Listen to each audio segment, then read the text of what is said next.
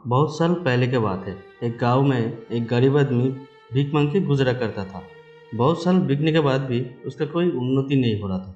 वो पहले जैसे गरीब था, अभी भी वैसे ही गरीब है। इसलिए वो हर समय बहुत दुखी रहता था। वो देखता था उसके गांव के लोग अपने सुख दुख लेकर पड़ोसी गांव में गौतम बुद्ध देव के पास जाते थे, और जब वो लोग वापस आते तभी के चेहरे पे एक मुस्कान रहता था। उन्होंने बहुत दिन से देखा और सोचता था, गौतम बुद्ध देव क्या ऐसे उपाय देते हैं सबको, जो जो जाते हैं वो खुशी खुशी वापस भी आते हैं। लेकिन वो ये भी सोचता था, मेरा ये भीख मांगना जिंदगी गौतम बुद्ध देव ऐसा क्या बदलाव ला सकता है।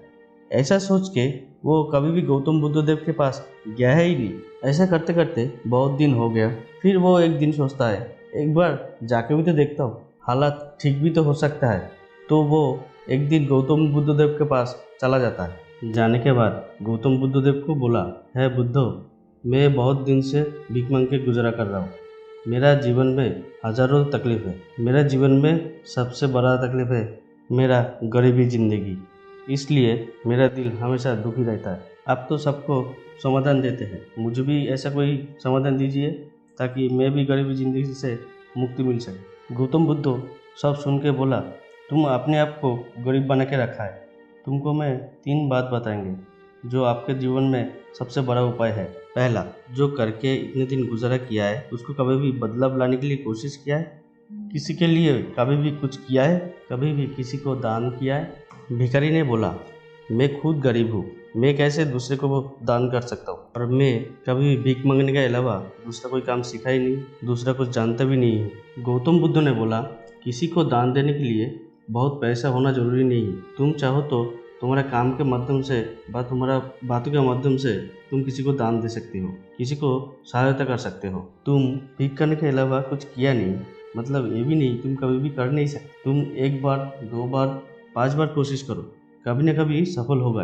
तो ऐसा सुन के भिखारी ने बोला, तीसरा क्या है? गौतम बुद्ध ने बोला, तीसरा काम तुम पहले कर चुके हो, वो है जब तुम खुद प्रयास करके सफल नहीं हुआ तब तुम समाधान दे सकता है ऐसे ही किसी के पास आया।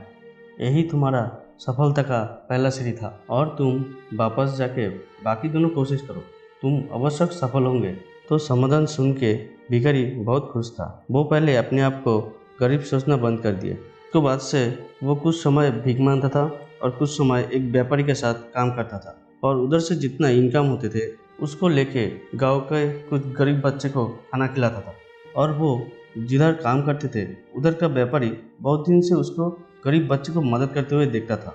तो व्यापारी को उनका मानसिकता बहुत पसंद लगी, इसलिए उनको व्यापारी का एक बड़ा हिस्सा उनको दे दिया। ऐसे ही व्यापारी के पास काम करते करते उनका गरीबी दूर हुआ।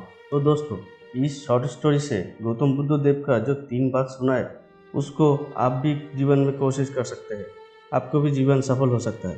पहला, जब हम बहुत दिन कोशिश करने के बाद भी सफल नहीं होते तब हमें ऐसे आदमी के पास जाना चाहिए जो हमें सलाह दे सकता है। दूसरा, जब हम काम करने के बाद भी हमें सफल नहीं मिलता तब हमें हमारा स्किल बढ़ाना चाहिए, हमारा हुनर बनाना चाहिए जब तक हमें सफल ना मिल जाए। तीसरा, हमारा इनकम का थोड़ा बहुत पैसा भी किसी को देके हेल्प कर सकते हैं, नहीं तो किसी का काम के माध्यम में भी सहायता कर सकते हैं। वीडियो अच्छा लगी तो अपने दोस्तों के पास शेयर करिए, लाइक करिए। ऐसे और भी वीडियो देखने के लिए चैनल को सब्सक्राइब करिए और बेल आइकन दबा दीजिए ताकि हमारा वीडियो अब तक पहुंचते रहे। फिर से मुलाकात होगी नेक्स्ट वीडियो पे, तब तक खुश रहिए।